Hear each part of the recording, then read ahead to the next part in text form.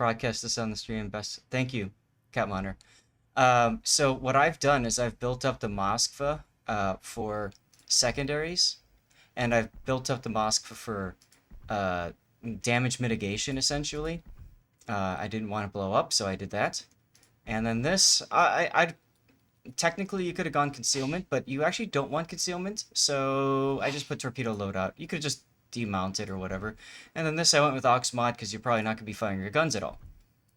And then here I went and I picked out all the tasks, or all the skills that are passive buffs to the ship, right? Like anti-air buff, or obviously you want to live longer, so more hit points is important. And then this buffs your secondaries. This is the key right here. Heavy HE and sap, because that builds you out to a lighthouse build. Look at my concealment. It's 20.1 kilometers. 20.1. So we'll take this ship into co-op. Exterior-wise, I don't put flags and stuff on it. I do these because it gives me some bonuses, but I don't waste my signals, and I don't waste my camo. I just use perma camo. All right, let's get the music going back on. But yeah, dude, I wish you the best, Kramoa. Okay, so start the battle.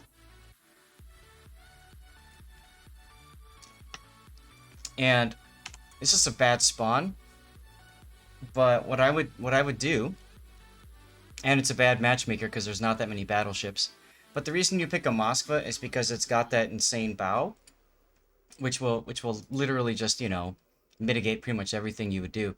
In a battle like this, if there were more battleships, I would probably send the Moskva over to like here, and then hold down shift and set it backwards with the waypoint, set it forwards, set it backwards, set it forwards. Have it going back and forth and inching closer to the middle of the map. That's important because you want to make sure that the autopilot keeps you facing the enemy, because by facing the enemy, you'll bounce most of the shells that come at it.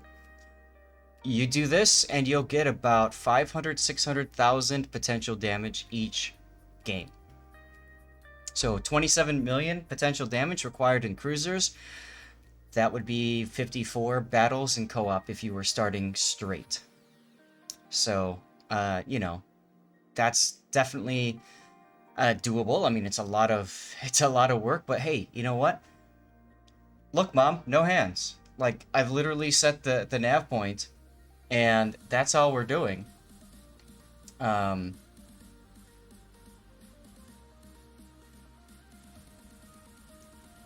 Sorry, I just got a message I needed to respond to real quick. But yes, I mean, like and then look at the Moss was already within my range. Now these islands act as blockers, so what I can do as well is I can shoot my guns and get myself spotted. As generally speaking, if I'm spotted first before anybody else on my team, I'm shot at first, and that will get me obviously potential damage in the process. I'm just gonna play this one out because I want to get this done with so we can get into some replay analysis for you guys. Sinevsky, don't care. I'll worry about the Nevsky in just a little bit.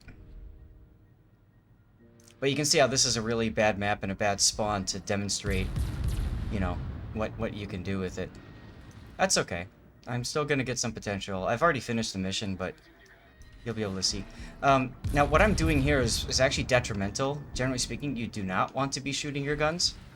You're far better off just, shooting your guns into the water to be shot at, because you're not trying to do damage. Although, notice that my secondaries are already firing at 8.8 kilometers, because your secondaries are like I said, your passive damage dealing.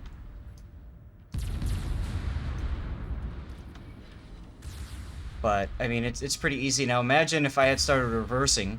I'd be reversing while these guys continue to shoot me in my bow, and I would just bounce everything. So, Moskva is absolutely ridiculous when it comes to a mission like this where you need potential damage.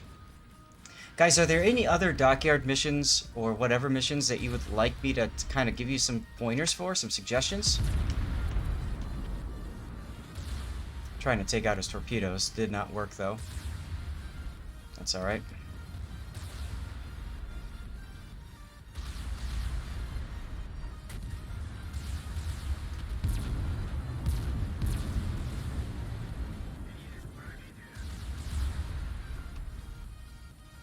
If there are no others, then no, not a problem.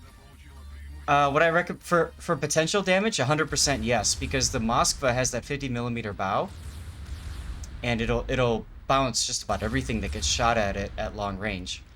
I'm just gonna ram him, but you can see my damage is already at 317,000.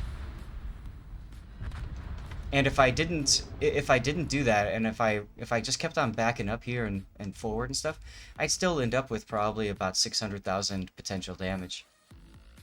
So if you're looking for potential damage, in my opinion, that's what you do, right? You take the Moskva.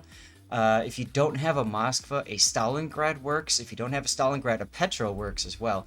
The reason why I wouldn't recommend a Petro is because most people don't have multiple commanders for their Petropavlovsk, right? This requires, I mean, you could use your standard Petro commander for it, but again, if you look at my commander build, this is a very, like, this is not what you would typically run for that one. Eder Enriquez, you're gonna turn 41 on Friday, huh? Nice. So yeah, so like the big thing about the Moskva, it's in the water now, so I can't show you the armor layout, but I can show you on the Stalingrad because it's kind of similar. You've got that icebreaker bow, and it's relatively narrow too. The Stalingrad is thicker than the Moskva, right? So it'll bounce almost all this stuff. Stalingrad will too, except fires last longer on the Stalingrad than the Moskva because the Stalingrad is a super cruiser. The Petro is narrower than the Stalin, and it does have that icebreaker bow as well. So you can... Oh, okay, 41 super containers because you have 41 tier 10s. Ah, got it. So, anyways, that's what I would do for that particular mission. That took me a while to get through it, but I'm very happy. is now following. I'm very happy I was able to get that to work. Big Sweet, thank you very much for the follow. Appreciate that. If you're farming damage dealt, same ships. You're dealing damage in cruisers? Hey, so Michelle. If you're farming damage in cruisers, you could do a Moskva. Absolutely, get some practice with broadside shots. Personally, if I wanted to farm damage in cruisers, I would go with the tried and true Des Moines. Just because it's got that crazy reload, you can go forward and just be done with it. You can get on broadsides and then switch to AP and wreck them. The other cruiser that I would recommend, Salem works too, by the way, with the super heal.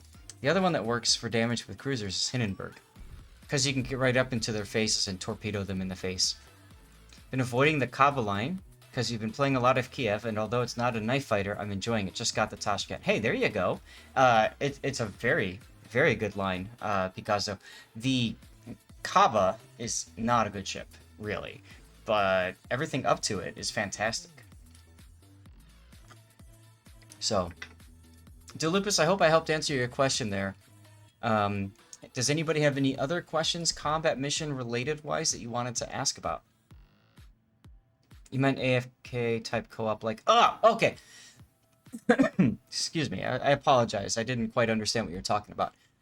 For AFK co-op, I've experimented a little bit with doing the Napoli, and I think the Napoli would be a decent choice with building out your secondaries to max using... Well, let's see what happens here. Let me pick out... Let me do this because I can. Let me put a secondary... Oh, hey, look at that. It's almost like I was doing the thing you're asking about, the Lupus. Oh my goodness. Oh, look, I finished my daily. So, you know, what would I do for an AFK? I would go for passive bonuses, right? If I don't want to be taking a ton of damage, then Concealment wouldn't be a bad choice. I'd buff this here to upgrade Gunner because you want the secondaries to go farther, or go more often. And the only problem is, you can see, I don't have anything that can buff secondaries beyond the 8.8 kilometer range. And I might pick this for more anti-air. And that might be a good build for like secondary spam. Hey Cthulhu, yeah, my internet went down. Which tier 8 ship for potential? So Michelle, if you're doing a tier 8 cruiser for potential damage, there really aren't a ton of good choices. Because tier 8 cruisers, well, if you've got a Congress, you can do that maybe. Because you can see the Congress has some decent armor on the side and front. And you can probably get away with what I was showing you guys earlier with the Congress. If you've got an Atago, maybe... The nice thing about a Atago is it's narrow. So you could probably get away with it, kind of. Kind of. You know? Harlem actually might be a good pick because of the 40mm bow armor. I don't know what else... I wouldn't do a Chapayev or Talon or an Ochakov. P-Bag. Cheshire? Cheshire's got decent side, but the bow gets overmatched, and then boom, you get citadeled. Hey Kadu, why is tier 8 a necessity? That's what So Michelle was asking for, so that might be the farthest he's progressed on the line. What's a lot wrong with tier 8? I love tier 8. It's just for this particular mission of getting potential damage. It's okay, Kadu. Thanks for coming back, though. You might be able to get away with it because you got that 40mm icebreaker bow on the hipper. You can try it, see. This 7 might be an option as well because it's such a narrow ship. It does only have 25mm on the bow, but it's a very small area to be hit. So if you got it to 7, that could work. If you do not have... If you don't have the Atagos... where is my Japanese ship? Alright, let me just do this. Japan. Mogami. There it is. And you can see the Mogami is almost as narrow as the Atago. So you could try it with the Mogami as well. Lurking, no worries. Study? Absolutely. Ah, you're trying to get the D7. Okay. So you're at the dockyard. Oh. Wait. That was dumb of me. Derp. So yeah, if you're trying to get the D7, then you need potential damage. And if you don't have the tier 10 ships that I was showing you guys, then that's what you're stuck with, right? So let's see. That's under dock. No. I'm a derp. I'm a derp. We know. Why, hello there. Hi. Oh, God. Oh shit, I just realized there's Sith in here. God damn it. Can't believe it. How you doing, I'm Captain? Doing alright. Mogami does get smacked by every battleship in existence, Panther, if you're showing broadside. But for a Mogami, if you're just going back and forth and doing bow, you know, forward, backward stuff, I think you could probably get away with it. I think. So, yeah, give it a try. Feel free to come back and tell us a little bit about what's going on. You know, not a problem with that. But the important thing is I would just do it in co-op, and I would just spam the ship, and as soon as it dies, go pick up another one. Because, you know, you got to get it done, right? So, what are you talking about? potential damage mission. Oh, yeah. Isn't it that... so, Mogami's got an interesting armor profile, where it actually traps a lot of shells in its citadel. Because of how... yes, it is relatively narrow, except in the back portion right here. In the thickest part, it's so wide that what happens is shells will travel in from the side. They'll hit this side plating armor thickness, and that, I believe, might...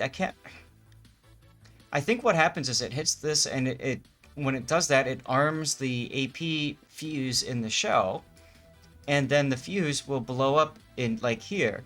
Whereas if the side plating didn't exist, it wouldn't arm until it hit the armor belt, and it might actually make it out of there. So this side plating actually acts to trap, I feel, AP shells more into that citadel. Like, they don't go all the way through like they would normally. Now, you compare this kind of a citadel to... Well, just for sake of argument, I'll show you the Dis 7. Come on. Come on. And you can see how much narrower this ship is. When it hits the armor belt, it gets through. So that's the problem with Mogami. And Otago does this, and Tone does this as well. Anything that uses the same kind of armor scheme is that it not only trolls you, but it trolls the enemy, right? Sometimes it trolls the enemy because you can bounce everything, but sometimes it trolls you, the player, because you think that you're going to be safe, and then LOL, no, you're not. Yeah, Smolensk is a better example, right? You can just sail broadside and not care in Smolensk, right? That's tier 10, though. That's unless somebody's firing sap in a Christopher Colombo, then that's Yeah. gonna end your life quickly. The other thing about the Citadel plating is that it's so weak, everything gets right through it, and because of the fact that it is, I mean, you can't see the water line, but it's right at the water line versus, you know, what I was just showing you guys with the Mogami and the others, is it's actually got a raised Citadel at the water line, see? So there's just so much Citadel, and then of course you've got this the deck slopes, and that acts at range. That acts as a great opportunity for shells at range to plunge right in and penetrate through. So Hipper and your Alaska and mines. There you go. Love your Smolensk 2020 Euros ship. That was an amazing. Auction that we did. I'm never gonna forget that, dude. I'm never gonna forget that. Okay.